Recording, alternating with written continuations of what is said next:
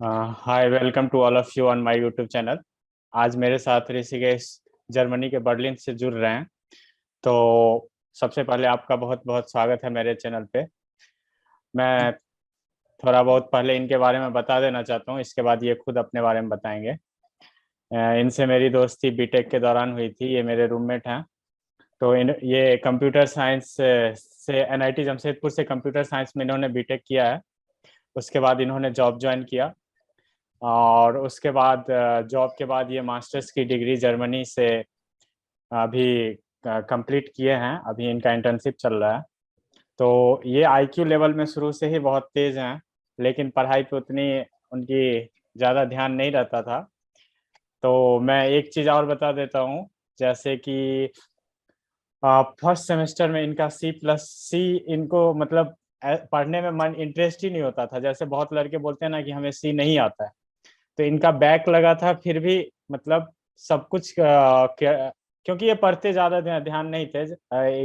लेकिन जब भी ये पढ़ते थे या जो भी एग्जाम देते थे वो एक रात में क्रैक कर ही देते थे।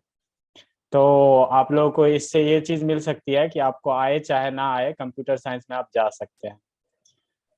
मैं आपसे चाहूंगा कि आप अपने बारे में कुछ ब्रीफ इंट्रोडक्शन, आप कहाँ से आते हैं, और मतलब ये बिहार के गांव से आते हैं और गांव से जर्मनी तक का सफर इनसे हम जानने की कोशिश करेंगे। तो आप पहले थोड़ा सा ब्रीफ इंट्रोडक्शन दे दे अपना। जी, धन्यवाद पहले तो आपका आपके इस इंट्रोडक्शन के लिए। हाँ बस। तो हाँ, जैसे कि बताया, मेरा हम्म। नाम ऋषिकेश है। मैं दरभंगा जिले से आता हूँ, बिहार के। हम्म। और अखिल के साथ ही मैंने भी एनआईटी जमशेदपुर से 2013 से 17 बैच में बीटेक किया है कंप्यूटर साइंस में। हम्म। और उसके बाद लगभग 3 साल तक मैंने जॉब किया इंडिया में ही। एक कॉम्बीवा टेक्नोलॉजीज करके कंपनी है जो महिंद्रा ग्रुप के अंदर आती है। हम्म। फिर उसके बाद मैंने डिसाइड किया कि मुझे मतलब मेरा थोड़ा बहुत इंटरेस्ट मैनेजमेंट में था ही पहले से। तो हम्म। मैं ऑप्शंस ढूंढ रहा था कि क्या करना है। मैंने कैट के लिए भी सोचा कि इंडिया से भी कर सकते हैं। फिर मैंने यूएस वगैरह मतलब हर तरह के ऑप्शंस कंसीडर किए, लेकिन मुझे थोड़ा यूरोप से ज्यादा लगाव था। मैं चाहता था कि यूरोप थोड़ा हम्म। अट्रैक्टिव लगता था मुझे, सुंदर है, थोड़ा अच्छा सा हम्म। दिखता है। मेरा हम्म। मन था घूमने उमने का भी थोड़ा सा। तो मैं यूरोप को थोड़ा प्रायोरिटी पे रख रहा था। फिर मैंने यूरोप में मैनेजमेंट डिग्रीज के लिए रिसर्च स्टार्ट किया। हम्म। फिर मुझे लगा कि यूरोप में क्या है कि एमबीए में जाने के लिए आपको मिनिमम 5 से 6 साल का एक्सपीरियंस चाहिए होता है। हम्म। तो और मेरे पास इतना एक्सपीरियंस था नहीं, मतलब लगभग 3 साल ही जॉब किया था मैंने इंडिया में। तो एक अल्टरनेटिव डिग्री करके होता है, मास्टर्स इन मैनेजमेंट बोलते हैं जिसको, हम्म। जो फ्रेशर्स लोगों के लिए है। बेसिकली आप कॉलेज से जस्ट पास आउट हैं या फिर आपके पास दो मतलब 3 साल से कम एक्सपीरियंस है, 1 साल 2 साल भी चलेगा। हम्म। तो फिर मुझे इस डिग्री के बारे में पता चला। फिर क्या हुआ कि इसके कॉलेजेस पे मैंने रिसर्च करना स्टार्ट किया। कुछ top colleges, top rank colleges पे थोड़ा बहुत किया। फिर उसके बाद डिसीजन लिया कि हाँ, कहाँ अप्लाई करना है, कहाँ जाना है। तो हम्म। ये थोड़ी बहुत बैकग्राउंड स्टोरी है मेरे बारे में। तो आप कौन से साल में वहाँ ज्वाइन किए? मैं यहाँ आया था 2020 में। तो आप मतलब कौन से एंट्रेंस एग्जामिनेशन के थ्रू, और आपका कॉलेज कौन सा था ये बता दिए। जी बिल्कुल बताएंगे। तो बहुत लोगों को पता भी होगा कि मास्टर इसमें मैनेजमेंट में या तो आपको इंडिया में करना है तो आपको कैट देना पड़ता है, और भी हम्म। कुछ कुछ एग्जाम्स हैं जैसे जेड है हम्म। और भी है। तो और अगर आपको बाहर से मैनेजमेंट की डिग्री के लिए जाना है तो आपको जीमैट देना पड़ता है, और एमएस के लिए जीआरई देना पड़ता है। हम्म। तो जैसे कि मेरा भी कोर्स मैनेजमेंट रिलेटेड है तो मुझे भी जीमैट ही देना पड़ा था। तो अच्छा। जीमैट के थ्रू, और फिर क्या होता है कि यहाँ आपको अप्लाई करने के लिए पहले आप एग्जाम देते हैं, फिर एक इंग्लिश प्रोफिशिएंसी टेस्ट के लिए एक आईएल्स करके होता है। हम्म। तो जीमैट और आईएल्स ये देने के बाद इन दोनों के स्कोर के बेसिस पे फिर आप एप्लीकेशन प्रिपेयर करते हैं और फिर कॉलेजेस में अप्लाई होता है। तो फिर मेरा कॉलेज है ईएससीपी बिजनेस स्कूल। ये बेसिकली पेरिस बेस्ड है। तो इसका होम कैंपस पेरिस है। तो मेरा फर्स्ट ईयर पेरिस में ही था, हम्म। और सेकेंड ईयर मेरा जर्मनी में है अभी। तो फिलहाल मैं जर्मनी में हूँ। मैं आपको बता दूं कि जिस कॉलेज में इन्होंने किया था उसका रैंक कितना है, अच्छा टॉप कॉलेज में आती है। हाँ, अभी मतलब मास्टर्स इन मैनेजमेंट के लिए वर्ल्ड वाइड 5th रैंक पे है, तो रैंकिंग वाइज अच्छा है। मैं एक चीज क्लियर कर देता हूँ कि ये अगर कैट करना चाहते तो आराम से कैट भी कर सकते थे, बट इनका शुरू से इंटरेस्ट था बाहर जाने का, इसीलिए इन्होंने ये रास्ता अपनाया। हाँ, मुझे थोड़ा यूरोप आने का मन था कि देखा जाए यूरोप में कैसी है लाइफ, काफी सुना था तो, और थोड़ा तो एक्सपोजर भी चाहिए था इंटरनेशनल। हाँ बिल्कुल। तो आप मतलब जैसे कॉलेज के लिए आप मतलब आपका सिलेक्शन हो गया एंट्रेंस के थ्रू, तो उसके बाद क्या प्रोसीजर रहा वहां पहुंचने तक का, जर्नी क्या रहा? पहले तो मैं थोड़ा कॉलेज में एडमिशन के बारे में ही इलेबोरेट करना चाहूंगा, क्योंकि इंडिया में जैसे एडमिशन होता है यहाँ वैसे नहीं होता है, काफी डिफरेंस है। मतलब जैसे इंडिया में आपको आईएम्स में जाना है तो आप सीधे कैट देते हैं, हम्म। उसके बेसिस पे आपको इंटरव्यू कॉल्स आते हैं और फिर आप इंटरव्यू देते हैं, फिर डायरेक्टली आपका एडमिशन होता है। हम्म। लेकिन यहाँ है कि आपको जिस कॉलेज में जाना है आपको इंडिविजुअली उसमें अप्लाई करना पड़ता है। ऐसा नहीं है कि जैसे जेई के टाइम पे हमने जेई दिया हम्म। और सीधे काउंसलिंग में अपियर हो गए, रैंक के हिसाब से जो मिला उसमें चले गए। हम्म। लेकिन यहाँ ऐसा नहीं होता है, यहाँ रैंक के हिसाब से कॉलेज, मतलब एक साथ काउंसलिंग नहीं होती है कॉलेजेस की। यहाँ सेंट्रलाइज है रहता कि हाँ हाँ, मतलब आपको जिस कॉलेज में भी जाना है आपको इंडिविजुअली उसमें अप्लाई करना पड़ेगा। है। तो अच्छा। आपको पहले डिसाइड करना पड़ेगा कि हमें कौन सा कोर्स करना है, हम्म। उसकी क्लैरिटी चाहिए, फिर हमें किस कॉलेज से वो कोर्स करना है। हम्म। फिर आप पहले उस डिसीजन पे पहुंचेंगे, फिर आप उसको देखेंगे कि इस कॉलेज में उस कोर्स में जाने के लिए रिक्वायरमेंट क्या है। आपको जीमैट देना है, आपको आइएल्टीएस देना है, जीआरई देना है, कितने साल का एक्सपीरियंस रिक्वायर्ड है। तो हम्म। उस रिक्वायरमेंट के हिसाब से फिर आप अपना एप्लीकेशन प्रिपेयर करेंगे। जैसे मुझे ईएससीपी के बारे में, इस कोर्स में जाने के लिए मैंने रिक्वायरमेंट्स देखा तो इसमें रिक्वायर्ड था जीमैट, रिक्वायर्ड था आइएल्टीएस, रिक्वायर्ड था। फिर तो उसके हिसाब से आप एंट्रेंस देते हैं, फिर आप अपना एप्लीकेशन प्रिपेयर करते हैं, फिर अप्लाई करते हैं। फिर आपको अगर शॉर्टलिस्ट आता है तो इंटरव्यू के लिए इनविटेशन आएगा, फिर आप इंटरव्यू देंगे, फिर आपका अगर एडमिशन होता है तो फिर उसके बाद का प्रोसीजर फिर सेम ही है जैसे इंडिया का है। एडमिशन होने के बाद फिर आपको सीट कंफर्म करने के लिए कुछ पे करना पड़ता है शुरू में, हम्म। फिर वो पे करते हैं। फिर उसके बाद जब क्लासेस शुरू होंगी, तो मेरे टाइम तो कोविड आ गया था तो शुरू का काफी दिन ऑनलाइन ही चला, हम्म। तो फिर वीजा वूजा में भी काफी डिले हो गया था। हम्म। तो फिर लेकिन हाँ, फिर कोविड थोड़ा नॉर्मल हुआ तो फिर मैं आ पाया था 1.5 महीना लेट से शायद। मतलब मेरा बैच स्टार्ट हो गया था अगस्त में, लेकिन मैं यहाँ अक्टूबर में आ पाया था। और पहला पहला ये पेरिस में था तो अक्टूबर में आया फिर। यही। हाँ तो। मैं थोड़ा बैक जाना चाहूंगा। जैसे इतना सारा इंफॉर्मेशन जो भी अगर एडमिशन लेने का सोच रहा होगा, तो ये हम्म। इंफॉर्मेशन आपने कैसे गैदर किया? सीधा इंटरनेट के थ्रू या किसी के कांटेक्ट में आया, या मतलब क्या स्रोत था आपका सारा इंफॉर्मेशन का? हाँ, पहले तो इंटरनेट के थ्रू ही मतलब कोशिश किया था मैंने। मतलब मुझे मैनेजमेंट में जाना था, ये थोड़ी क्लैरिटी थी मुझे। मतलब सबसे जरूरी चीज तो ये है कि इंसान को क्या करना है इस पे। बहुत लोग को सिर्फ करने के लिए कर लेते हैं, तो ये हम्म। थोड़ा गलत है तरीका। हम्म।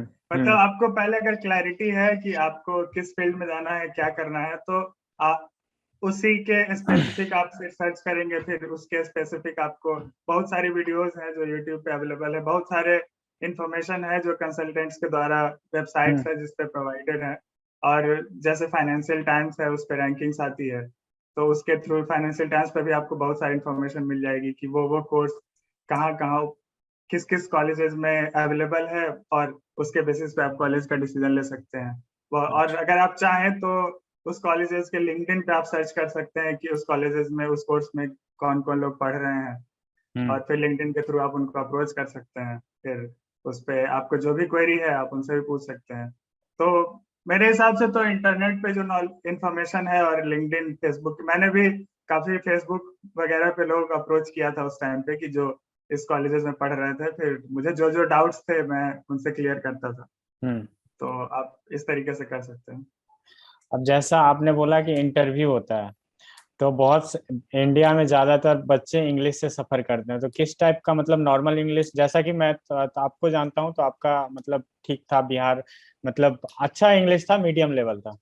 तो आप क्या बोल सकते हैं कि मतलब उसके लिए आपने तैयार किया कुछ, या फिर नॉर्मल इंग्लिश से काम हो सकता है इंटरव्यू वगैरह? इंटरव्यू तो पहली बात इंग्लिश का टेस्ट नहीं है। पहली बात तो मैं यही कहूंगा कि इंटरव्यू में आपका लैंग्वेज टेस्ट नहीं होता है। अच्छा। तो आपको बस सरल से सरल भाषा में आप बस अपने आप को एक्सप्रेस करना जान जाए तो अच्छा। इंग्लिश काफी है।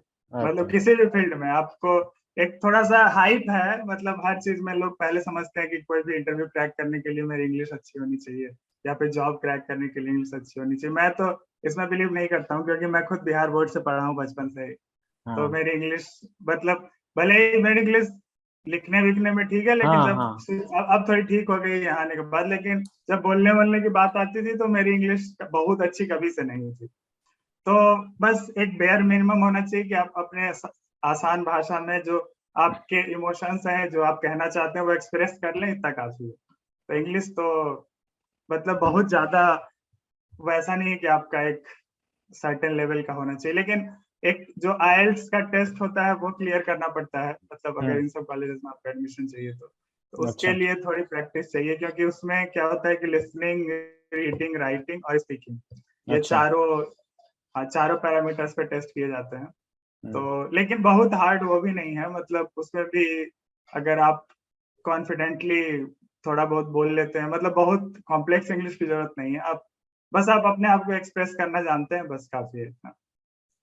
अब जैसे कि बहुत सारे बच्चे का फाइनेंशियल कंस्ट्रेंट रहता है बाहर जाने के लिए, मन तो बहुत का रहता है, तो आप पूरा पूरा फी स्ट्रक्चर आपने कैसे मैनेज किया उस फी को, और मतलब कितना आपको लगा total on the average, college fee, hostel fee, रहने का फी सारा, और उसको आपने कैसे मैनेज किया, इस पे थोड़ा मतलब डिटेल में बता दीजिए ताकि आम आदमी अफोर्ड कर सकता है या नहीं अगर उसका मन हो तो। बिल्कुल, इस पे तो पहली बात तो मैं कहना चाहूंगा कि अगर फाइनेंशियल कॉन्स्टेंट है तो जर्मनी में क्या है कि दो तरह की यूनिवर्सिटीज है, एक है पब्लिक यूनिवर्सिटी, एक है प्राइवेट यूनिवर्सिटी। हम्म। तो जो मेरा यूनिवर्सिटी आता है वो प्राइवेट के अंदर आता है।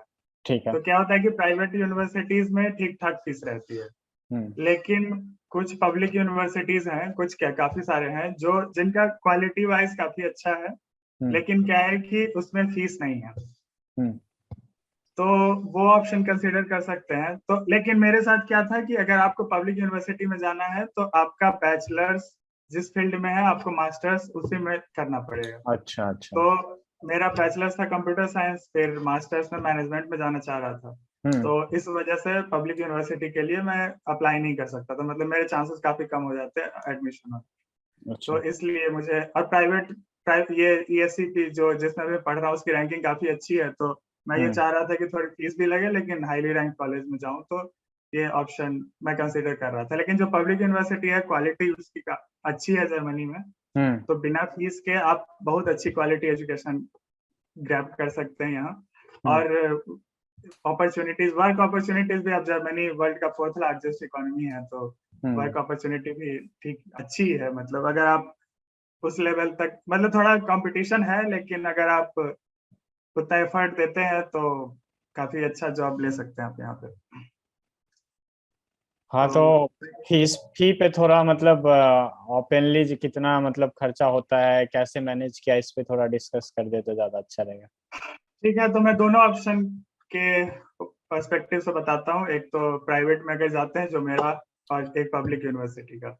तो हाँ। अगर आप पब्लिक यूनिवर्सिटी में, पहले पब्लिक का ही बात कर लेते हैं क्योंकि उसकी फीस कम है, तो ज्यादातर लोग उसमें ही इंटरेस्टेड होंगे, और वो अच्छा ऑप्शन है। पब्लिक यूनिवर्सिटी बिल्कुल भी बुरा नहीं, बहुत बहुत अच्छा ऑप्शन है।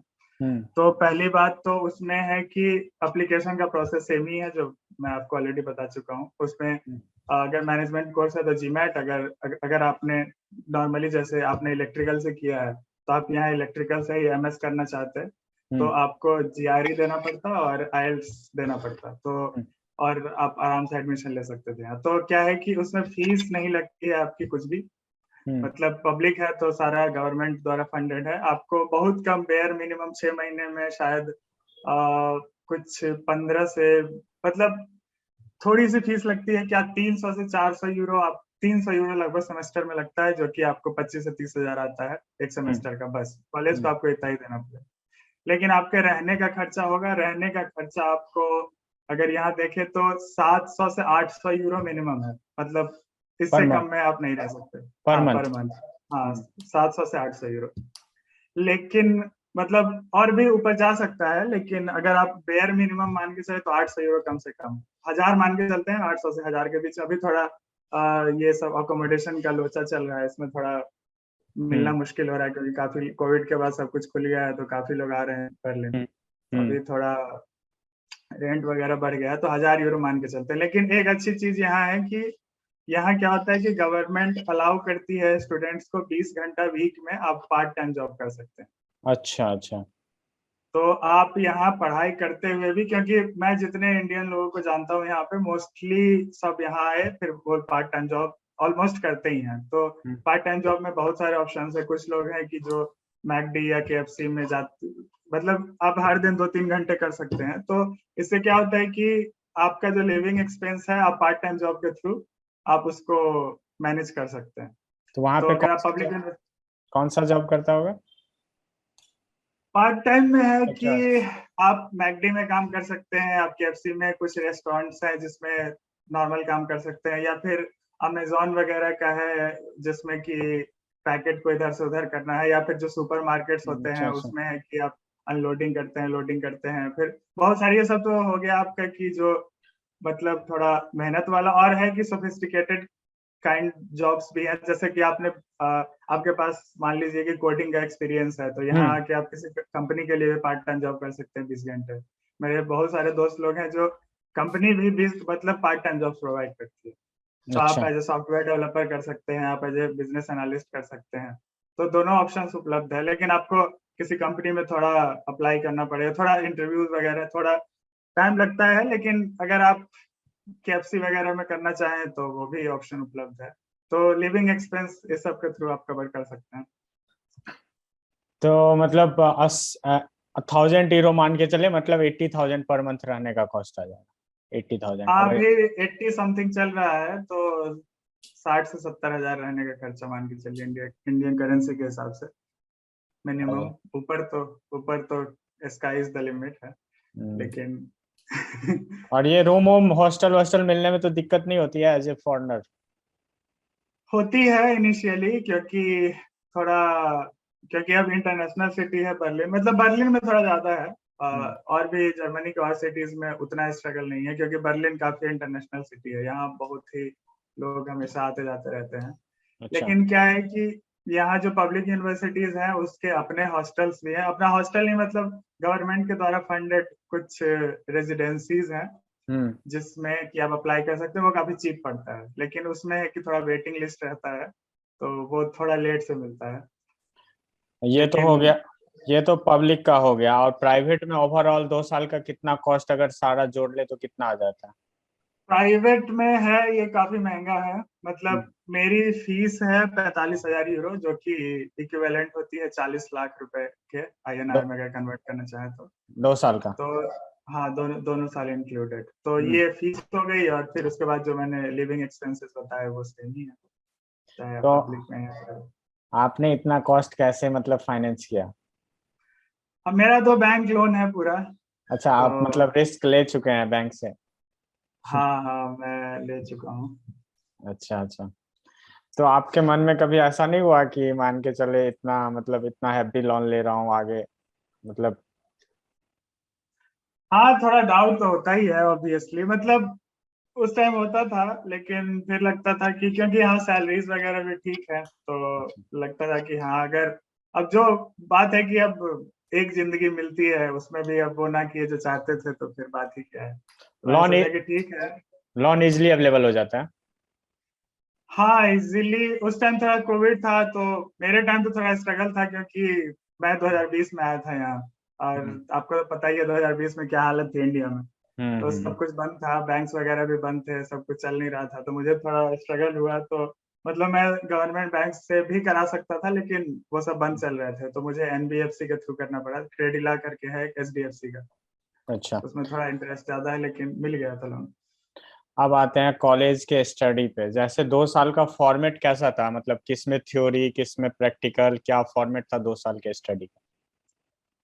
थोड़ा फर्क है इंडिया से, कि हम्म यहाँ है कि थोड़ा प्रैक्टिकल पॉइंट ऑफ व्यू पे ज्यादा फोकस है। कि जैसे हम लोग के कोर्सेज डिजाइन थे, तो उसमें बहुत सारे केस स्टडीज थे जो एक्चुअल बिजनेसेस से रिलेटेड थे, मतलब बहुत सारे जो ऑलरेडी कुछ कुछ बिजनेसेस में कुछ प्रॉब्लम्स फेस किए जा रहे हैं या फिर कुछ कुछ ऑलरेडी ऑपरेशंस चल रहे हैं, उसको हम लोग कैसे इम्प्रूव कर सकते हैं या उस प्रॉब्लम को किस तरह से सॉल्व कर सकते हैं। तो बहुत सारे ऐसे थे जो एक्चुअल रियल वर्ल्ड सिनेरियो से लिए गए थे। तो ये थोड़ा इंटरेस्टिंग भी हो जाता है और आपको एक्चुअल में अगर आपको लगता है कि आप रियल वर्ल्ड से कुछ कर रहे हैं तो मोटिवेशन भी आता है और आप फ्यूचर में उसे अप्लाई भी कर सकते हैं ग्रेजुएट होने के बाद। तो ये सब चीजें थोड़ी ठीक थी। और वर्कलोड थोड़ा कहूंगा कि मतलब इंडिया में जैसे आईएम्स में मेरे कुछ दोस्त लोग हैं, वो कहते हैं कि फर्स्ट ईयर तो पूरा ही कुछ ज्यादा ही वर्कलोड रहता है। तो उसके कंपैरिजन में यहाँ उतना नहीं है वर्कलोड, थोड़ा आराम है। थोड़ा यूरोपियन लोग वैसे भी चीजों को उतना रश में करना पसंद नहीं करते हैं, थोड़ा आराम से करते हैं लेकिन अच्छी क्वालिटी के करते हैं। तो इस वजह से वर्कलोड थोड़ा कम है आईएम्स के कंपैरिजन में, पर है अब काम तो करना ही पड़ेगा, मेहनत तो करनी ही पड़ती है यहाँ पे। वैसे कितने बच्चे थे आपके बैच में, मतलब आप जिस डिपार्टमेंट में थे, और कितने बाहरी थे? मतलब इंडियंस काफी हैं मेरे बैच में, मतलब 20% के आस 15 से 20% इंडियंस हैं बैच में मेरे। और मतलब ये काफी इंटरनेशनल स्कूल है, मतलब इसकी रैंकिंग भी वर्ल्ड वाइड काफी हाई है, तो बहुत बहुत दूर दूर से भी लोग आते हैं। तो बहुत सारे, मतलब मैं तो कहूंगा कि कम से कम 25-30 कंट्रीज के लोगों से मेरा इंटरेक्शन हो गया। अच्छा। तो काफी है, मतलब डाइवर्स है क्लासरूम इसका। टीचर स्टूडेंट का हायरार्की जैसे इंडिया में होता है वैसा, मतलब वहाँ कैसा रिलेशनशिप है और कैसा मतलब इंटरेक्शन है दोनों के बीच? इंडिया से तो काफी चिल है, मैं तो कहूंगा कि टीचर मतलब हर तरह का कन्वर्सेशन कर सकते हैं आप टीचर से, मतलब काफी काफी फ्रेंडली सा रहता है। जैसे इंडिया में रहता है कि थोड़ा मतलब एक टीचर आते हैं तो थोड़े स्टूडेंट लोग सकपका जाते हैं, आप हर तरह की बात नहीं कर सकते टीचर से, थोड़ा सा माहौल रहता है कि हम स्टूडेंट जैसे क्लास में थोड़ा डरा हुआ है। लेकिन थोड़ा यहाँ है कि चिल, जैसे कुछ कुछ टीचर्स हैं क्लास में चिल में आते हैं, एक बियर लेके आज बियर पी रहे हैं, स्टूडेंट लोग भी क्लास में पढ़ रहे हैं बियर पी रहे हैं। तो ये सब थोड़ा मतलब वैसा हर तरह की बात कर सकते हैं लेकिन एक मर्यादा में। तो लेकिन काफी चिल है थोड़ा, मतलब रिलेशन टीचर्स और स्टूडेंट्स का। अगर एजुकेशन की क्वालिटी पे आए, ये सब तो मतलब ऑब्वियसली उस एज में होना भी चाहिए अंडरस्टैंडिंग, हम भी उस लेवल में हैं, सर भी उस लेवल में, बट हम अगर एजुकेशन की क्वालिटी पे आए तो उस पे हम मतलब क्या डिफरेंशिएट कर सकते हैं, या फिर क्या चीज अगर कोई सुने तो वो यहाँ भी इम्प्लीमेंट कर सकते हैं? अगर मैं कंपेयर करूं अपने बैचलर्स से जो हम लोगों ने किया था एनआईटी जमशेदपुर में, तो मैं तो कहूंगा कि जमीन आसमान का अंतर है। क्योंकि अब आईएम्स में मैंने देखा नहीं है कि आईएम्स वगैरह में क्या लेवल है, लेकिन अगर मैं जहाँ से पढ़ के आया वहां से अगर कंपेयर करूँ तो बहुत अंतर है। वहाँ मतलब एक वहाँ कुछ पता भी नहीं रहा, आधे टीचर्स को तो हवा नहीं रहता था कि क्या पढ़ा रहे हैं, क्या पढ़ाना चाहिए, क्या क्या नया है। मतलब बहुत सिलेबस जो था बहुत पहले डिजाइन हुआ था, चलता आ रहा है सदियों से। जो प्रोजेक्ट्स वहाँ कर रहे थे जो पता नहीं उसका कॉर्पोरेट लाइफ से कोई रिलेशन है या नहीं, मतलब काफी आउटडेटेड चीजें थी वहाँ। जब आप निकलते हैं कॉलेज से तब आपको पता चलता है कि जो पढ़ा कुछ काम नहीं आने वाला है। बिल्कुल बिल्कुल। हाँ, लेकिन यहाँ वैसा नहीं, यहाँ है कि हम लोग के जैसे बहुत सारे गेस्ट लेक्चर्स होते थे, वो बहुत सारे बिजनेसेस के सीईओज आते थे, बहुत सारे कंपनीज के जो अच्छे अच्छे पोस्ट पे हैं, वो सब आके हम लोग गेस्ट लेक्चर देते थे। फिर हम लोगों से आइडिया लगता था कि एक्चुअल में रियल वर्ल्ड में किस तरह की रिक्वायरमेंट है, किस तरह की चीजों की मतलब अभी करंटली जिन जिन स्किल्स की जरूरत है।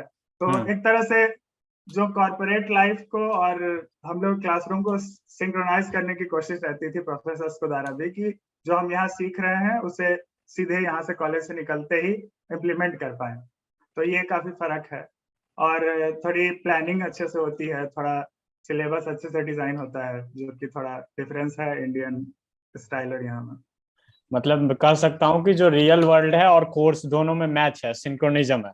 हाँ, बिल्कुल बिल्कुल बिल्कुल, क्योंकि जो बहुत सारे प्रोफेसर्स भी हैं वो ऑलरेडी 10-10 साल अच्छे अच्छे मैकेंजी में, कोई बीसीजी में, एक तो हमारे फाइनेंस के प्रोफेसर थे जो वर्ल्ड बैंक में काम करके आए हुए थे।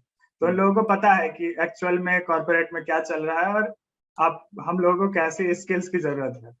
तो एक सिंक्रोनाइजेशन रहता है कि आप जिन चीजों को सीख रहे हैं उसे इम्प्लीमेंट कर पाएंगे, जो कि बीटेक में बिल्कुल भी नहीं था हमारे एनआईटी जमशेदपुर में। हम जैसा लोग जैसा कि हम लोग का पास्ट एक्सपीरियंस रहा है, हम लोग क्लास से दूर भागते थे कॉलेज में, मतलब नहीं जाते थे अगर अटेंडेंस का कोई वैसा लोचा नहीं होता था तो वहाँ बिल्कुल। मतलब वहाँ अटेंडेंस या ये सब हो या ना हो, मन करता है क्लास करने का। हाँ करता था, मन तो करता है, क्योंकि क्लास जैसा एक तरह से कन्वर्सेशन टाइप का फील होता है, आपको इन्वॉल्व रखने की कोशिश की जाती है, मतलब आपको भी क्लास में कुछ कुछ ऐसा करने को दिया जाता है जिससे कि आप इन्वॉल्व रहें जो पढ़ाया जा रहा है उसमें, और हम्म। थोड़ा फ्रेंडली एनवायरनमेंट रखने की कोशिश की जाती है, और लोग भी रहते हैं, छोटे छोटे ग्रुप एक्टिविटीज होती है क्लास में, जो कि एक तरह से फन के तरह का ही होता है, जो कि करने में आपको मजा आएगा। हम्म। तो हाँ, क्लास में मजा, मतलब एक तो इंटरेक्टिव सेशंस होते हैं तो थोड़ा मजेदार तो रहता है। अगर 2 साल को 4 सेमेस्टर में बांटे तो मतलब हर हाँ हर सेमेस्टर में क्या क्या मतलब चेंजिंग होते गया, जैसे आप गए तो थ्योरेटिकल शुरू हुआ होगा, एग्जाम हुआ होगा, नेक्स्ट सेमेस्टर में क्या, हाँ। ऐसे अगर 4 सेमेस्टर को बांटे तो कैसे उसको हम मतलब देख सकते तो हैं? यहाँ एक तरह से हम लोग का जो यूनिवर्सिटी है इसका सिलेबस थोड़ा एक अलग तरीके से डिजाइन है। यहाँ होता है कि आप 4 सेमेस्टर, जैसे कि 4 सेमेस्टर्स में एक पहला सेमेस्टर तो जैसे हम लोगों के बीटेक का फर्स्ट ईयर था कि आप सारे सब्जेक्ट्स पढ़ते हैं। हम्म। जैसे हम लोगों ने बीटेक में पहला जो ईयर था उसमें सारा कुछ पढ़ा, फिजिक्स, केमिस्ट्री, इलेक्ट्रिकल, इलेक्ट्रॉनिक्स, हम्म। वर्कशॉप था, पता नहीं क्या क्या, इंजीनियरिंग, ग्राफिक्स था, बहुत कुछ था। तो उसी तरह से कैसे क्या होता है कि यहाँ हमारा पहला सेमेस्टर वैसा ही रहता है। पहले हम्म। सेमेस्टर में हम मैनेजमेंट के सारे सब्जेक्ट पढ़ते हैं, ठीक है। जितना भी। हाँ, तो पहले सेमेस्टर में हमने सारे पढ़ लिए। फिर उसके बाद क्या है कि अगले सेमेस्टर आप स्पेशलाइजेशन चूज करते हैं कि अब बहुत सारे स्पेशलाइजेशन है, आपको मार्केटिंग में जाना है, आपको फाइनेंस में जाना है, इन्वेस्टमेंट बैंकिंग में जाना है, हम्म। आपको प्रोडक्ट मैनेजमेंट में जाना है। तो आप वो आपको उस पहले सेमेस्टर में जो आपने पढ़ा उसमें आपको क्या इंटरेस्टिंग लगा, या फिर आपका करियर गोल क्या है बेसिकली, तो हम्म। आप अपने करियर गोल के हिसाब से स्पेशलाइजेशन चूज करते हैं। हम्म। फिर उस सेमेस्टर आप उस स्पेशलाइजेशन में पढ़ते हैं, और हमारे कॉलेज की खासियत है कि आप अगले 3 सेमेस्टर में 3 अलग अलग स्पेशलाइजेशन भी कर सकते हैं। अच्छा। तो मैंने 3 अलग अलग किए थे, और यहाँ है कि 6 कैंपसेस हैं हमारे कॉलेज के पूरे यूरोप में। तो हम्म। आप स्पेशलाइजेशन के साथ साथ कैंपस भी बदल सकते हैं। तो हम्म। आप चाहे तो चार चार सेमेस्टर 4 अलग अलग कंट्रीज में कर सकते हैं। मैंने पेरिस में कर सकते हैं, बर्लिन में है, लंदन में है, फिर मैड्रिड में है, उसके बाद पोलैंड में है। तो हम्म। आप स्विच कर सकते हैं कैंपसेस। तो ये एक अच्छी चीज थी कि आपको थोड़ा घूमने का मौका मिल जाता है। ये अगर अच्छी बात है कि पहला सेमेस्टर में सब पढ़िए, फिर अपने इंटरेस्ट से स्पेशलाइजेशन डिसाइड करिए, फिर अगले सेमेस्टर में अपने इंटरेस्ट से स्पेशलाइजेशन डिसाइड करिए। तो ये हमारे बिल्कुल हिसाब से बिल्कुल। बहुत अच्छी बात है, क्योंकि तब तक बच्चे को थोड़ा हम्म। बहुत एक्सपीरियंस एक्सपोजर मिल चुका रहेगा हर ब्रांच का। बिल्कुल बिल्कुल बिल्कुल। तो अभी जैसे मतलब आपका 2 साल खत्म हो गया या अभी मतलब बचा हुआ है? मेरा खत्म हो चुका है 2 साल। तो यहाँ क्या है कि आपको 4 सेमेस्टर्स के अलावा हम्म। कुछ मिनिमम रिक्वायरमेंट्स रहती है इंटर्नशिप्स की, हम्म। कि आपको पढ़ते हुए या तो आप बीच में, जो सेमेस्टर के बीच में गैप होता है उसके बाद, या फिर आप सेमेस्टर के बाद आप, मतलब मिनिमम 5 महीना आपको इंटर्नशिप करना है इस 2 साल के दौरान। हम्म। तो मेरे सेमेस्टर्स कंप्लीट हो गए हैं, तो अभी मैं इंटर्नशिप कर रहा हूँ फिलहाल। अच्छा, उस पे आएंगे इंटर्न प्लेसमेंट और इंटर्नशिप पे आएंगे बाद में। अभी मैं बिल्कुल। मतलब जैसे ये बोल रहा हूँ, जैसे एक डिफरेंट कंट्री से जहाँ पे बहुत हम्म सारे बैरियर है, मतलब हम्म हेजिटेशन है। हम लोग वैसे भी बिहार से आते हैं तो वहाँ पे और ज्यादा हेजिटेशन है, मतलब हम्म। सोसाइटी थोड़ा क्लोज्ड है। तो वहाँ पे जाके एडजस्ट होने में कितनी सारी चैलेंजें आई, या फिर तुरंत ही एडजस्ट हो गए, या फिर कैसा कैसा क्या क्या लर्निंग रहा वहाँ एडजस्ट होने में? चैलेंजेस तो हैं, मैं तो कहूंगा चैलेंजेस तो काफी हैं, लेकिन अब जब तक लाइफ में चैलेंज नहीं आता है तब तक आप ग्रो कैसे करेंगे, ये भी बिल, बात है।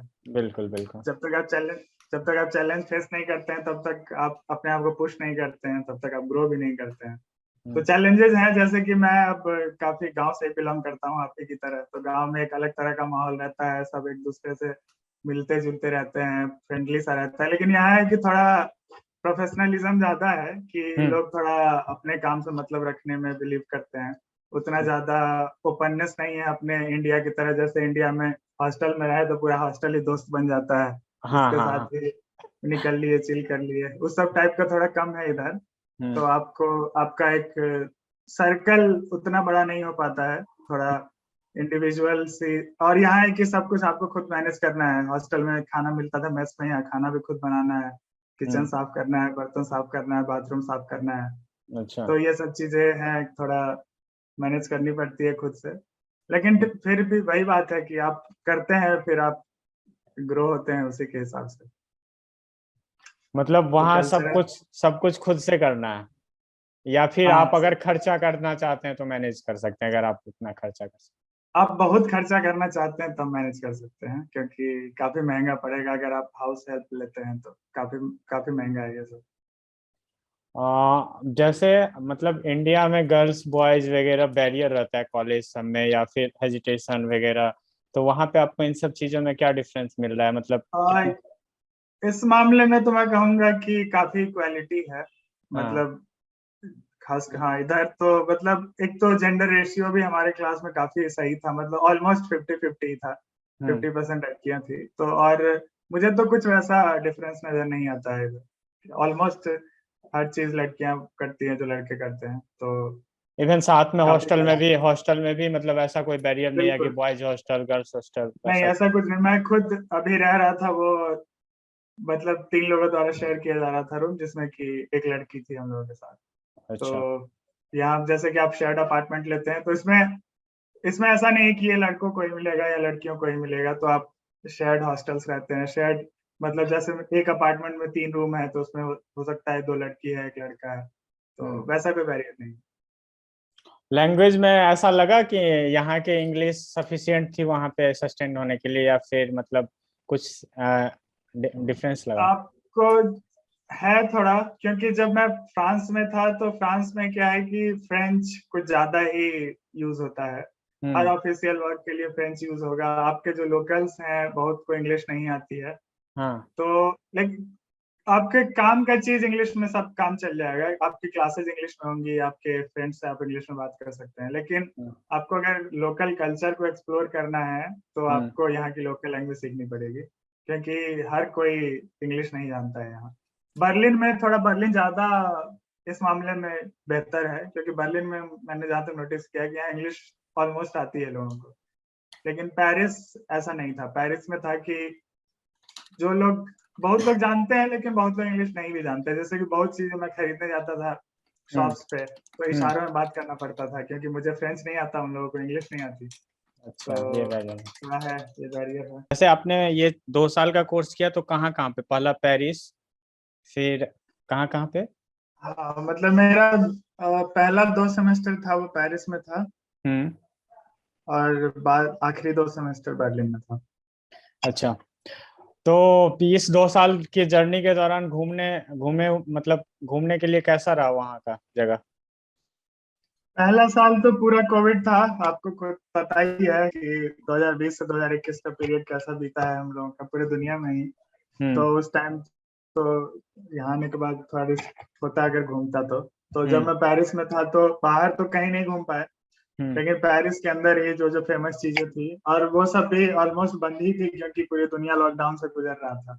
हम्म। तो आईफिल टावर है, और ये एक म्यूजियम द लूवरे, आप मोनालिसा का नाम सुना ही होगा, हम्म। तो जो जहाँ पे रखा हुआ है। तो हम्म। ये सब बाहर से ही देख पाए, आईफिल टावर पे ऊपर नहीं चढ़ पाए। ये सब म्यूजियम्स काफी सारे हैं जो पेरिस में काफी पॉपुलर हैं, वो हम्म। सारे बंद थे। तो अंदर तो नहीं जा पाए किसी भी चीज के। लेकिन हाँ, सिटी देख लिया, पेरिस देख लिया। पेरिस इतना वर्ल्ड का सबसे सबसे फेमस विजिटेड सिटीज में से एक आता है पेरिस। हम्म।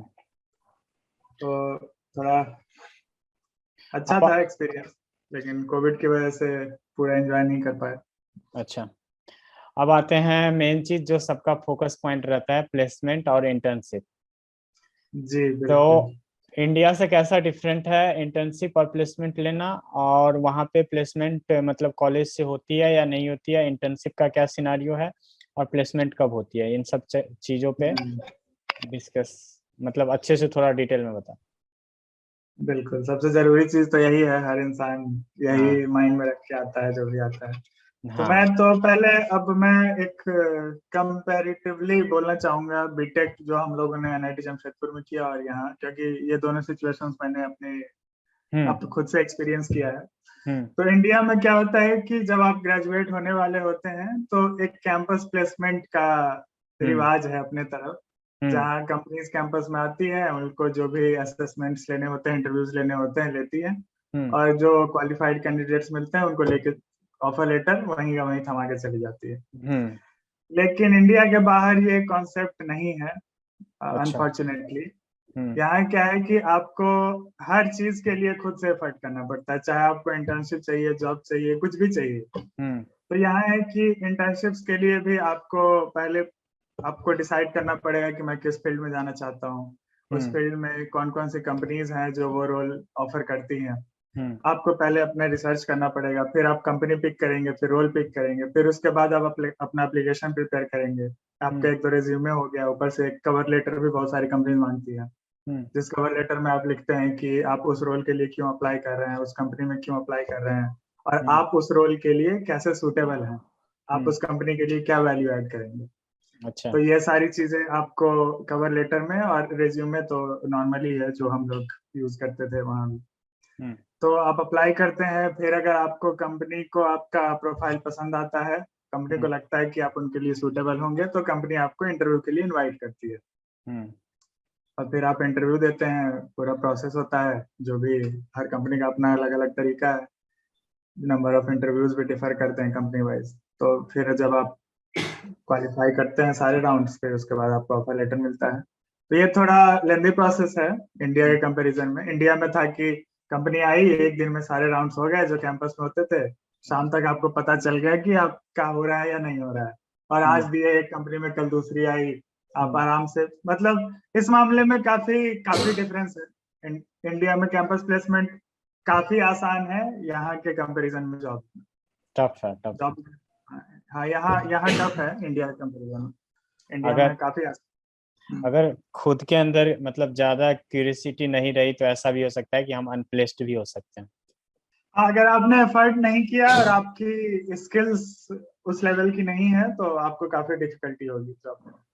और आपने अगर आपका स्किल लेवल उस स्टैंडर्ड का नहीं है जिस स्टैंडर्ड के बाकी एप्लीकेंट्स हैं, और आप एफर्ट नहीं कर रहे हैं एप्लीकेशन प्रिपेयर करने में, इंटरव्यू प्रिपेयर करने में, तो अच्छा। मुश्किल हो सकता है आपके लिए। लेकिन अगर आप स्किल्ड हैं और आपने वर्क किया है उस लेवल का, तो उतना तो उतना भी मुश्किल नहीं है, लेकिन हाँ, एफर्ट करना पड़ेगा आपको। अब जैसे कंपनी में हम इंटरव्यू के लिए अप्लाई करते हैं, या जो भी प्रोसीजर होगा वहाँ पे डिस्कशन का होगा या इंटरव्यू का होगा, रिटन राउंड होगा, जो भी होगा, तो उसमें जैसे हम बाहर के हैं, बाहर कंट्री के हैं, इंडिया के हैं, नेपाल के हैं, श्रीलंका के हैं, तो वहाँ पे कुछ ऐसा डिफरेंस, मतलब कुछ इक्वालिटी मेंटेन किया जाता है या ऐसा कुछ डिफरेंशिएट किया जाता है? ये है कंट्री टू कंट्री, मैं कहूँगा कि हाँ। जैसे कि यूके से शुरू करते हैं। हाँ। यूके में क्या है कि अगर कोई कैंडिडेट, आप इंडियन हैं, आपके सेम पोजीशन पे एक किसी ऐसे कैंडिडेट ने अप्लाई किया है जो यूके का है, और आप दोनों का स्किल सेम लेवल का है, तो वो उसको सेलेक्ट किया जाएगा, आपको नहीं किया जाएगा, क्योंकि अच्छा। वहाँ वीजा स्पॉन्सर करते टाइम कंपनीज को जस्टिफिकेशन देना पड़ता है कि अगर कोई कंपनी इंडियन को हायर करती है, किसी भी नॉन यूके सिटीजन को हायर करती है, तो उसको जस्टिफिकेशन देना पड़ता है कि इस कैंडिडेट को ऐसा क्या है इसमें जो कि किसी यूके वाले कैंडिडेट में नहीं था कि हायर किया जा रहा है।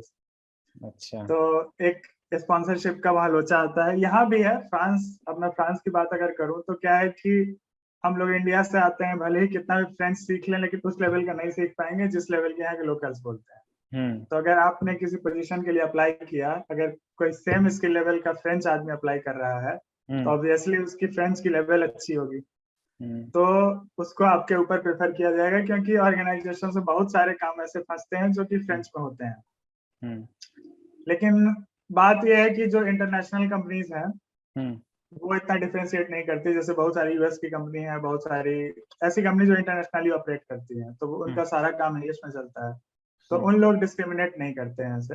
लेकिन जर्मनी में खास के इतना डिस्क्रिमिनेशन नहीं है, मैं कहूँगा। जर्मनी थोड़ा इंक्लूसिव है। यहाँ है, अब थोड़ा बहुत तो आप लैंग्वेज को लेकर किया ही जाए, क्योंकि अगर आप जर्मन नहीं जानते हैं तो बेसिकली मतलब बहुत कुछ काम ऐसे होंगे जो लैंग्वेज की वजह से आप नहीं कर पाएंगे, तो थोड़ा बहुत प्रॉब्लम्स आती हैं इस वजह से, लेकिन हाँ मतलब जर्मनी में उतना नहीं है, ये सब फ्रांस और यूके के कंपैरिजन में। अब जैसे आपके पास हायर एजुकेशन का भी एक्सपीरियंस है, इंडिया में जॉब का भी एक्सपीरियंस है, इंडिया के बेटर कॉलेज से बीटेक का भी एक्सपीरियंस है, तो अगर इन सब चीज़ों को मैं देखूं तो आपको जी ऐसा क्या लगता है कि मतलब अब तो पहले आप नहीं गए थे तो लगता था कि हमें यूरोप जाना चाहिए, आपको क्या लगता है कि इंडिया में वैसा जॉब नहीं मिल सकता है या इंडिया में वैसा लाइफ एंड स्टैंडर्ड नहीं हो सकता है, हम क्यों जाए अपना देश छोड़ के, ऐसा कुछ? हाँ, देखिए अब बात ये है कि आप जिंदगी से चाहते क्या हैं, सवाल ये खड़ा होता है यहाँ पे। देख, हाँ। हर इंसान को जिंदगी में अलग अलग चीजें चाहिए होती है। बहुत लोगों के लिए है कि पैसा मैटर नहीं करता है, उन लोगों को चाहिए कि फैमिली के साथ रहना चाहते हैं, जो भी कुछ रहा खुश हम्म। रहते हैं उसे। कुछ हम्म। लोगों को है कि अब जैसे बहुत सारे आप एग्जांपल ले लीजिए कि बहुत सारे लोग यूएस भागते हैं कंप्यूटर साइंस में, या फिर बहुत हम्म। सारे स्पेस से रिलेटेड चीजों में नासा भागते हैं। तो हम्म। बहुत लोग का पर्सपेक्टिव ऐसा होता है कि उन लोग बेटर अपॉर्चुनिटीज को ढूंढते हैं, हम्म। कि बेटर अपॉर्चुनिटीज जहाँ मिल रही है, भले ही वो इंडिया हो, अमेरिका हो, यूरोप हो, बिल्कुल उनको फर्क नहीं बिल्कुल पड़ता है। बिल्कुल अब बिल्कुल। बहुत लोग और एक चीज ये भी है कि आप रहना कैसे चाहते हैं, कि यहाँ है कि आपको दोस्त नहीं मिलेंगे वैसे, आपके फैमिली मेंबर्स आपके पास नहीं है, तो इन सब इमोशनल लेवल पे आपको सपोर्ट करने वाले उतने लोग, अब जो जो ही जितने ही दो चार लोगों से यहाँ दोस्ती हो पाई, अब हम्म। उतने इस तरह तो आपको थोड़ा एक तरह से क्या होता है कि अकेलापन सा भी होता है यहाँ पे कभी कभी, कि लगता है कि सब दोस्त लोग छूट गए, कभी कभी फैमिली को मिस करने लगते हैं, तो ये सब निगेटिव चीजें हैं।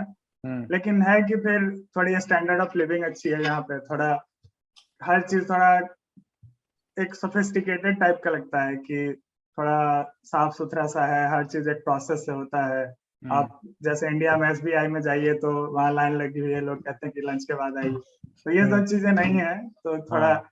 जैसे गवर्नमेंट का काम कराने के लिए इंडिया में है कि आपको दौड़ते रहना पड़ता है, ये कागज बिल्कुल लाइए वो कागज लाइए, तो ये सब थोड़ा बिल्कुल। इरिटेटिंग लगता है। लेकिन बहुत सारी चीजें ऐसी भी है कि बहुत अच्छा है अपने तरफ। तो अब डिपेंड करता है पर्सन टू पर्सन कि आपको लाइफ से चाहिए क्या। हाँ, आप कैसे कितना सोशलाइज होना चाहते हैं या नहीं होना चाहते हैं, इस सब हाँ पे मैटर। हाँ, बहुत लोगों को यही पसंद आता है कि अपना काम किए, हम्म। मस्ती में रहे। बहुत लोगों को ये अच्छा है, बहुत लोगों को रहता है कि 10 लोगों के साथ उठना बैठना पसंद आता है।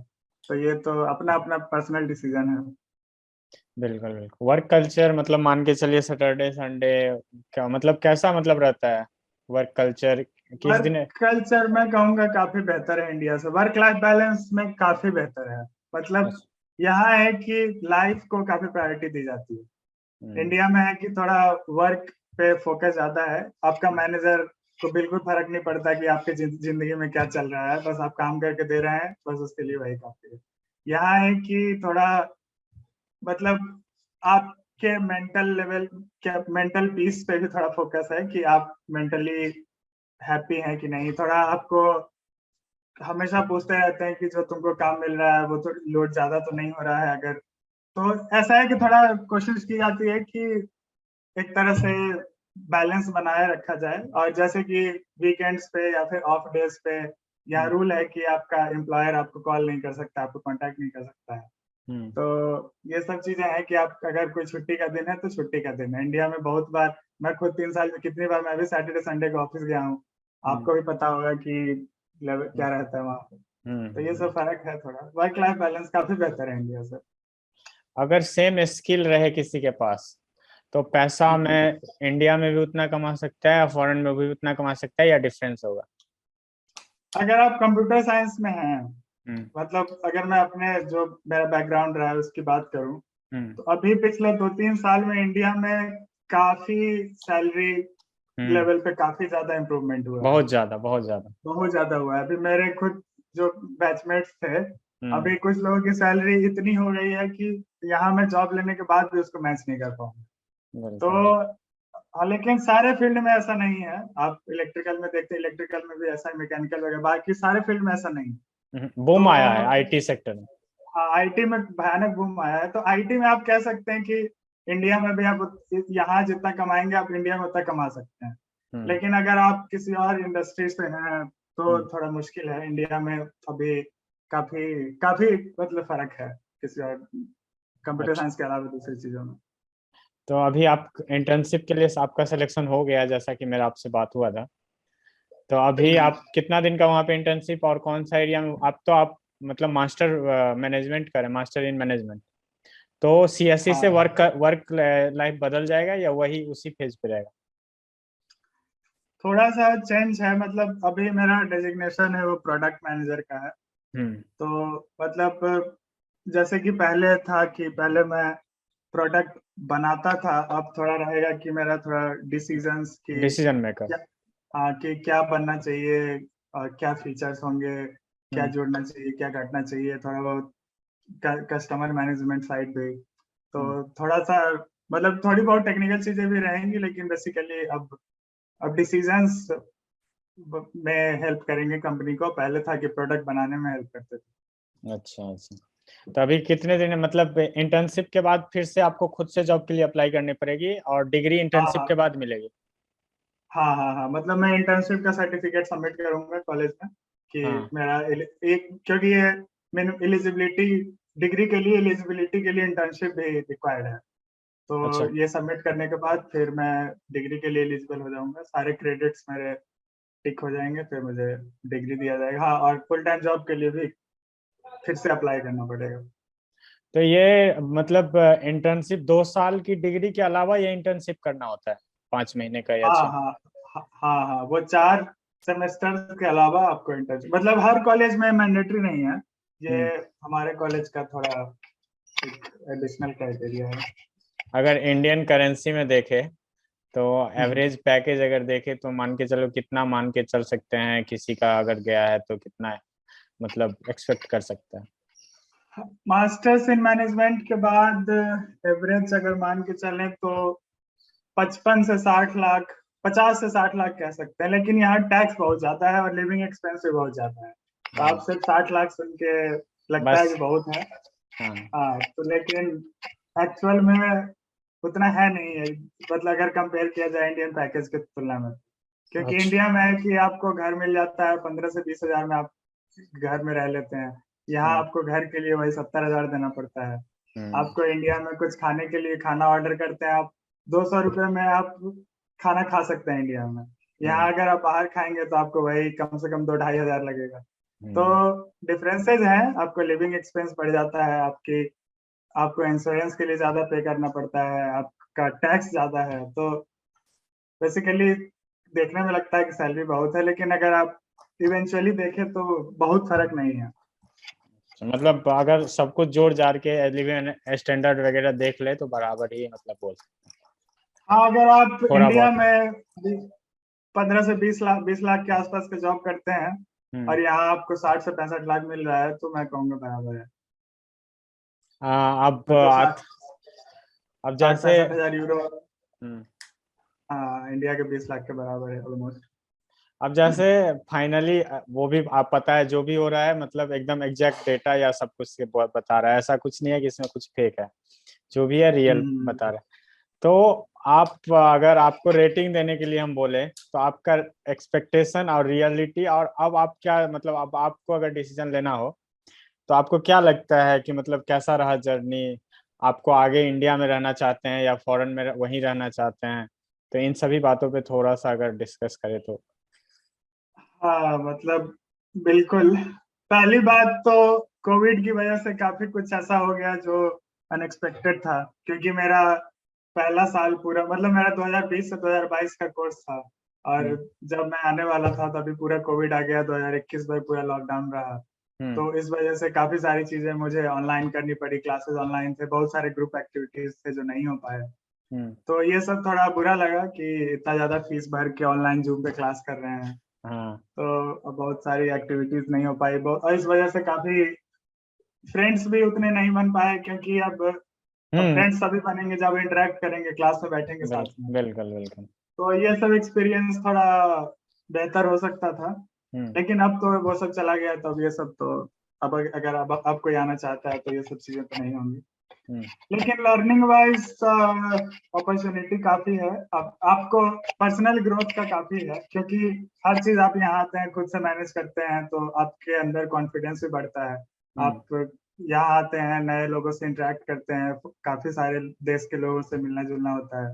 हम्म। तो आपका जो पर्सनल ग्रोथ है वो काफी काफी ज्यादा होता है, मतलब इंडिया, मतलब जो 4 साल बीटेक में हुआ उससे तो काफी मैं कहना बहुत। चाहूँ, क्योंकि क्योंकि आपको हर चीज मैनेज करना है। आप ऑफिशियल वर्क से लेके आपका पर्सनल वर्क तक, आपकी पढ़ाई लिखाई, आपको इमोशनली भी आपको उतना स्ट्रांग रहना है, क्योंकि यहाँ आपके पेरेंट्स नहीं है, यहाँ आपके फ्रेंड्स उतने नहीं है। जो यहाँ हम्म। फ्रेंड्स बनते हैं वो उस लेवल के नहीं बन पाते हैं जैसा बीटेक में थे हम लोग। हम्म। तो ये सब भी है, तो इस लेवल पे है ग्रोथ, और लर्निंग वाइज भी है, लेकिन स्ट्रगल भी है। मैं तो कहूंगा कि स्ट्रगल, वो सारी ये सब चीजें इंस्टाग्राम पे दिखती नहीं है। बहुत लोग देखते हैं कि इंस्टाग्राम पे अच्छी अच्छी फोटोज लोग डाल रहे हैं, लेकिन ये सब बैकग्राउंड में छिप जाता है कि स्ट्रगल क्या है। हम्म। आपको हर दिन उठना है, सुबह नाश्ता बनाना है, फिर आपको नहाना है, फिर बर्तन साफ करना है, फिर उसके बाद ऑफिस के लिए तैयार होना है, फिर कपड़ा भी खुद ही प्रेस करना है, फिर ऑफिस जाते हैं, फिर शाम में आते हैं, फिर आपका डिनर खुद तैयार करना है, फिर आपको अपना किचन साफ करना है, बाथरूम साफ करना है, ये सब चीजें। अब फिर कभी कभी काफी बार होता है कि आप मिस करने लगते हैं अपने फैमिली को, आप अपने दोस्तों को, इंडिया के माहौल को। कभी कभी आप खुद से खाना बनाते हैं तो उस लेवल का बन भी नहीं पाता है जैसा आप इंडिया में खाते आए हैं बचपन से। तो इस पे भी थोड़ा फ्रस्ट्रेशन होता है कि क्या खा रहे हैं, क्या बना रहे हैं, और इतना टाइम भी नहीं होता है कि आप अच्छा खाना बना पाए हर दिन।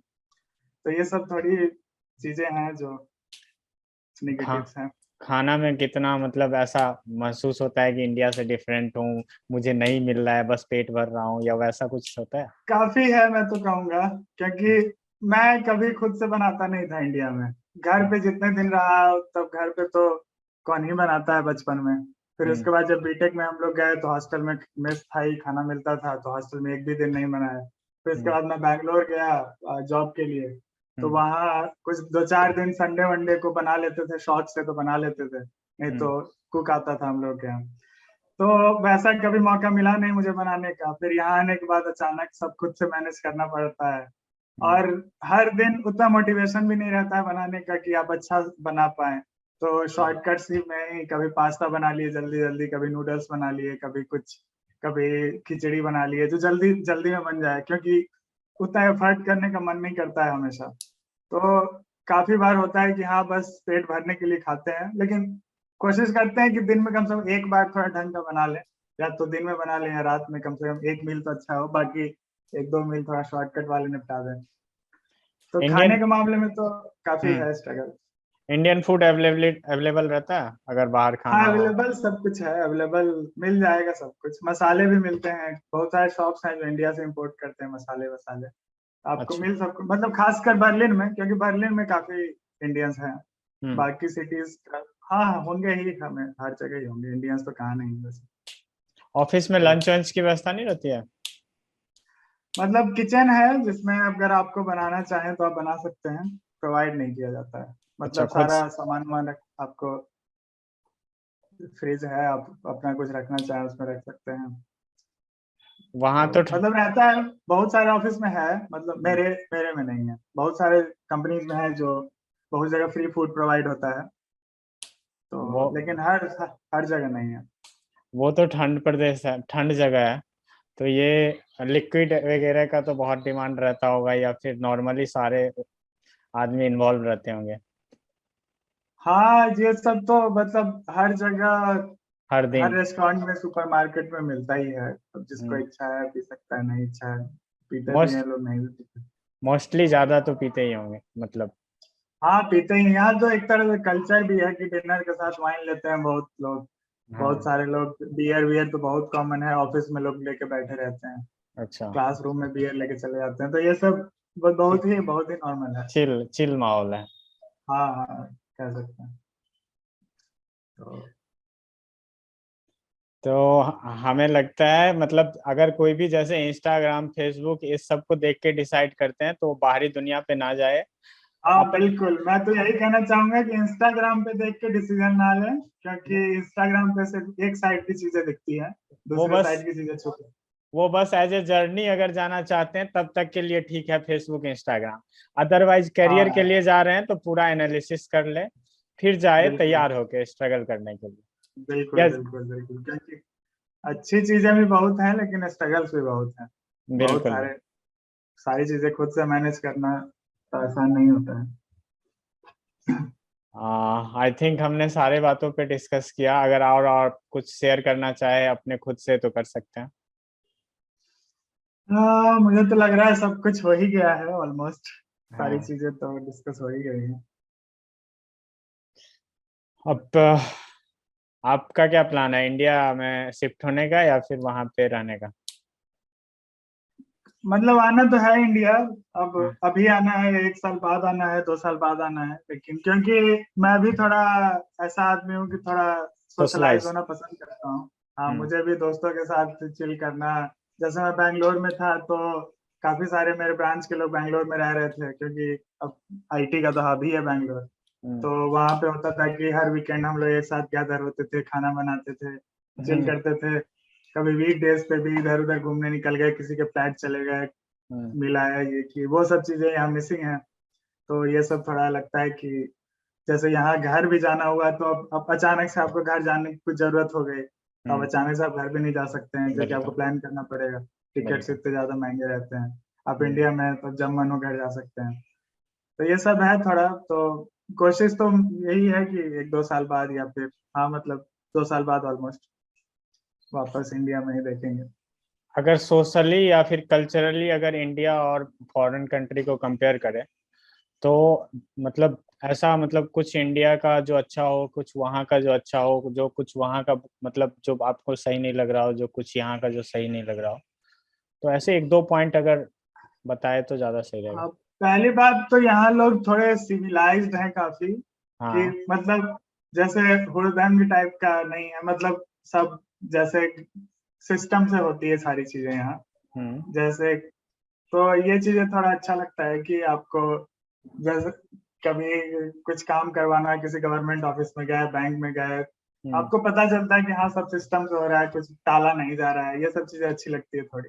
हम्म। और इंडिया में है कि गए सरकारी बैंक में, अरे कल आइए, आज तो बड़े बाबू नहीं आए हैं, या हाँ। फिर लंच टाइम चल रहा है, बाद में आइए। आपको एक छोटे से काम के लिए आपको बार बार इधर उधर करना पड़ जाता है। हम्म। और दूसरी बात, एक पॉल्यूशन पे मैं कहना चाहूंगा कि अगर किसी किसी जगह पे इंडिया में पॉल्यूशन इतना बढ़ गया है, जैसे दिल्ली वगैरह में, कि अब हम्म। लोगों को उससे काफी सारी दिक्कतें आनी शुरू हो गई हैं।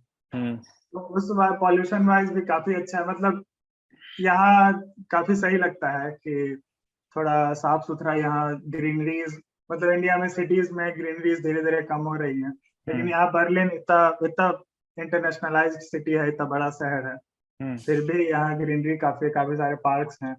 काफी पेड़ वेड़ को प्रिजर्व करके रखा गया है। हम्म। काफी फॉरेस्ट वगैरह हैं बर्लिन में भी। हम्म। तो ये सब चीजें थोड़ी अच्छी लगती है कि पॉल्यूशन थोड़ा, भीड़ भाड़ उस तरह का थोड़ा। तो और लेकिन इंडिया का भी अपना मजा है। फेस्टिवल्स हैं, दोस्त लोग हैं, हम्म। तो ये सब चीजें मिस तो करते ही हैं। हम्म। यहाँ फेस्टिवल आता है, पता भी नहीं चलता है कब आया कब चला गया। हाँ, तो कोई वहाँ का जो लोकल फेस्टिवल होगा वो खुद मनाते होंगे। हाँ, या तो फिर या उससे हम लोग, हर सैटरडे संडे को कल्चरल फेस्टिवल। हाँ यहाँ तो 5 दिन काम करते हैं और 2 दिन पब में निकालते हैं। यही है यहाँ का कल्चर कि फ्राइडे तक काम करेंगे, वीकेंड पे सब। क्लबिंग बहुत है यहाँ बर्लिन में। अच्छा, क्लब क्लब्स बहुत तो है। बहुत, यहाँ क्लबिंग का काफी कल्चर है। मतलब 2 दिन लोग बहुत कितना कॉस्ट पार्टी पड़ता करते है हैं। एक मतलब जाने का? है, महंगा पड़ता तो है, मतलब बहुत सारे में तो 25-30 यूरो एंट्री फीस है। फिर उसके बाद अंदर जाके आप ड्रिंक लेंगे, आप खाने का लेंगे, तो वो सब अलग महंगा तो है। तो स्टूडेंट्स के लिए तो उतना अफोर्डेबल नहीं है। आपके फ्रेंड वेंड वहाँ बने हैं? है कुछ कुछ यहाँ के लोकल्स भी हैं, इंडियंस। मतलब ज्यादातर तो इंडियन से ही दोस्ती होती है, क्योंकि अच्छा। आप हाँ। सेम कल्चर से आते हैं, तो एक तरह का माइंडसेट रहता है। तो हम्म। है, दोस्त लोग हैं तो वैसा कभी कुछ। जैसे आउटसाइड सोसाइटी में कभी ऐसा तो मतलब फील नहीं हुआ कि हम आउटसाइड कंट्री के हैं तो हमारे साथ कुछ डिफरेंस बिहेव किया जा रहा है? नहीं, मेरे साथ तो नहीं हुआ है कि हाँ। डिस्क्रिमिनेशन। मतलब यहाँ जर्मनी में, बर्लिन में खासकर उतना नहीं होता है, क्योंकि बहुत है यहाँ आउटसाइडर्स। मतलब काफी इंटरनेशनल लोग हैं यहाँ। तो अच्छा। उतना, पर सुना है मैंने कुछ कुछ केसेस कि हुए हैं कुछ लोगों के साथ, लेकिन अब जनरली उतना नहीं है। एक लास्ट क्वेश्चन और मैं पूछना चाहूंगा सेफ्टी रिलेटेड, लाइक जैसे हमें कोई इशू, हम बाहर कंट्री में हमें कोई इशू हो रहा है या हम, तो इंडियन एम्बेसी अप्रोचेबल है या फिर मतलब उसको कैसे अप्रोच कर सकते हैं, इजिली कर सकते हैं या नहीं? हमें कोई इशू है तो हम कैसे अप्रोच कर सकते हैं? है अप्रोचेबल, हेल्पलाइन भी है इसके लिए। हम्म। आप अगर आप जा सकते हैं तो जा भी सकते हैं, लेकिन मैंने अभी तक किया नहीं अप्रोच, तो मैं पूरा प्रोसीजर बता नहीं पाऊंगा, लेकिन है मतलब कुछ डिफिकल्टी आती है अगर आपको तो कर सकते हैं आप, हेल्पलाइन नंबर दिया हुआ है। अच्छा अच्छा, धन्यवाद मुझसे जुड़ने के लिए, आपने सारी बातों को अच्छे से रखा। आ, धन्यवाद मुझे इनवाइट करने के लिए। और मैं मैं उम्मीद करता हूँ कि आप अच्छा से अच्छा पैकेज लेके वहाँ अपना जॉब का शुरुआत करें। बिल्कुल, धन्यवाद आपका। वीडियो अंत तक देखने के लिए आप सबों को दिल से बहुत बहुत धन्यवाद। आप अगर आपने चैनल सब्सक्राइब नहीं किया है तो ज़रूर चैनल सब्सक्राइब करें, और आपको ये वीडियो कैसा लगा कमेंट बॉक्स में लिख के ज़रूर बताएं। अगर आपको कोई भी और इन्फॉर्मेशन क्वेरी इस वीडियो रिगार्डिंग है तो आप कमेंट बॉक्स में लिख के पूछ सकते हैं। और अगर आपको लगता है कि मुझे किसी और टॉपिक पे वीडियो बनाना चाहिए तो वो टॉपिक का नाम आप कमेंट बॉक्स में मेंशन कर सकते हैं। मैं कोशिश करूँगा कि अच्छे से अच्छे एक सटीक जानकारी के साथ वो वीडियो बनाएं। एक बार फिर से आप सबों को मेरे चैनल पे आके ये वीडियो देखने के लिए दिल से बहुत बहुत धन्यवाद।